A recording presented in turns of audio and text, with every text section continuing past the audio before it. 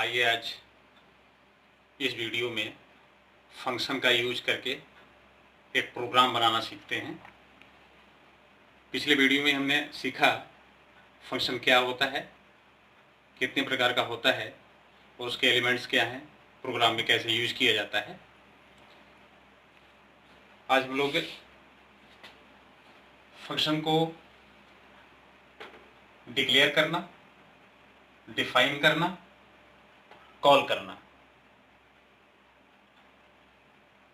ये तीनों एलिमेंट्स को एक प्रोग्राम में प्रयोग करके कंप्यूटर में प्रोग्राम बनाना सीखेंगे, कंप्यूटर स्क्रीन पर, जिसमें तीनों को एक साथ यूज किया गया हो, डिक्लेरेशन, डेफिनेशन और कॉलिंग। तो चलिए कंप्यूटर स्क्रीन पर अपना प्रोग्रामिंग करते हैं।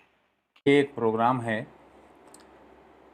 जो फंक्शन को यूज करके बनाया गया है, यूजर डिफाइंड फंक्शन। इसमें भी दो फाइल इंक्लूड है, iostream.h, conio.h। इसके बाद से इसको समझेंगे।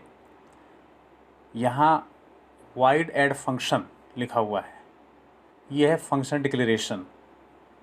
इसकी मीनिंग होती है कि हम अपने प्रोग्राम में जो फंक्शन यूज करने वाले होते हैं उसको डिक्लेयर करते हैं। ये डिक्लेयर करने का तरीका है, यहाँ डेटा टाइप देते हैं और जिस फंक्शन को यूज़ करना है उसका नाम देते हैं, सेमीकोलन से इसको क्लोज कर देते हैं। इसके सामने हमने कमेंट लाइन के थ्रू लिख भी दिया है कि ये लाइन किस काम के लिए है। या डबल स्लैश लगा दिया तो कमेंट लाइन बन गई, फंक्शन डिक्लेरेशन। उसके बाद वाइड ऐड, उसी फंक्शन को यहाँ पर डिफाइन कर रहे हैं, फंक्शन डेफिनेशन। यहाँ डेफिनेशन है,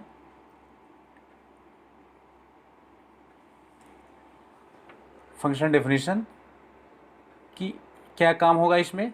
तो इसको जब हम यूज करेंगे, इसका डेफिनेशन है कि इसमें 3 वेरिएबल बनेगा, ये मैसेज प्रिंट होगा, ए और बी की वैल्यू हमको कीबोर्ड के थ्रू मिलेगी, ए और बी की वैल्यू को प्लस करके सम में स्टोर होगा और सम की वैल्यू प्रिंट होगी। ऐसा काम होगा जब हम ऐड फंक्शन को यूज करेंगे।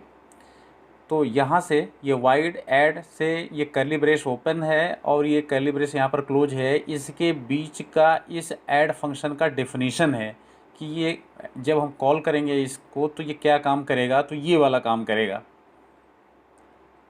इसके बाद आते हैं हमारा मेन प्रोग्राम, जहाँ से स्टार्ट होता है। पहले हम ऊपर ही लिखते थे वाइड मेन फंक्शन, यहाँ कर्ली ब्रेस ओपन है। यहाँ देखेंगे कि ये CLR फंक्शन हम लोग लगाते हैं to clear the output screen. ये इनबिल्ट फंक्शन कहलाता है, उसी में हेडर फाइल के अंदर रहता है। उसके बाद ये गेट ch फंक्शन हम लोग लगाते हैं to hold the output screen. ये भी प्री डिफाइंड है।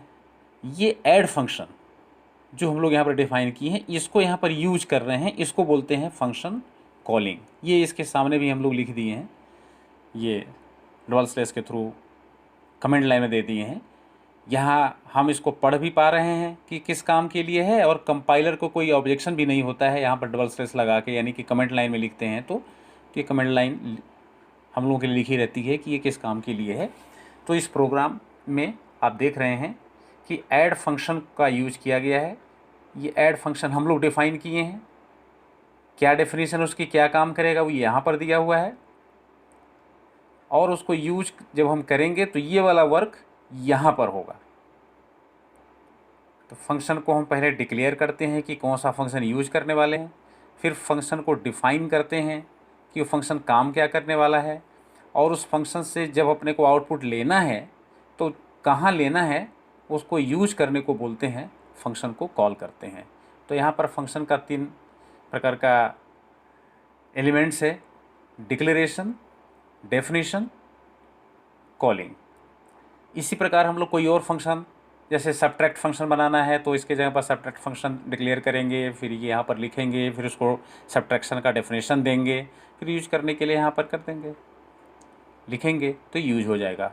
तो इस प्रकार हम लोग फंक्शन को, यूजर डिफाइंड फंक्शन जिसको कहते हैं, वो हम लोग तैयार करके प्रोग्राम में यूज कर सकते हैं। अब इसको हमें कंपाइल करना है। तो कंपाइल मेनू में जाएंगे, कंपाइल पर क्लिक करेंगे, प्रोग्राम कंपाइल हो रहा है। इस तरह से जब कंपाइल होता है तो यहाँ एरर के सामने जब 0 आ गया और प्रेस एनी की टू कंटिन्यू, तो या तो कीबोर्ड से कोई की प्रेस करेंगे या तो माउस से यहाँ पर क्लिक कर देंगे। कंपाइल हो जाने के बाद फिर इसको हम रन करते हैं, रन मेनू से ऐसे रन करेंगे, ये रन होगा और रन होने के बाद आउटपुट स्क्रीन में आ गया enter the value A and B. उधर ए और बी की वैल्यू को कीबोर्ड से हमें देना है, तो कोई भी वैल्यू हमें यहाँ जैसे ए की वैल्यू दे दिया 54 और बी की वैल्यू हमने दे दिया 52, और जैसे ही हम आगे बढ़ेंगे ये प्लस करके यहाँ पर रिजल्ट अपने को दे दिया। तो ये हो गया सम फंक्शन को डिफाइन करने के बाद अपने को रिजल्ट लेना। अब कीबोर्ड से कोई भी फंक्शन यहाँ पर हम कोई भी की प्रेस करेंगे तो प्रोग्राम हमारा रिटर्न प्रोग्राम मोड में चला जाएगा। ये आउटपुट स्क्रीन है, इसीलिए गेट CH लगाया जाता है कि आउटपुट स्क्रीन को आप ठीक प्रकार से देख लें, समझ लें, नहीं तो आता है और चला जाता है, हम लोग देख नहीं पाते हैं, दोबारा हमें आउटपुट स्क्रीन देखने के लिए जाना होता है। तो यहाँ पर कोई भी हम की प्रेस करेंगे तो इस तरह से आउटपुट आ जाएगा। और यहाँ पर इसको अपन ठीक प्रकार से समझ करके दूसरा भी प्रोग्राम बनाने का प्रयास करेंगे।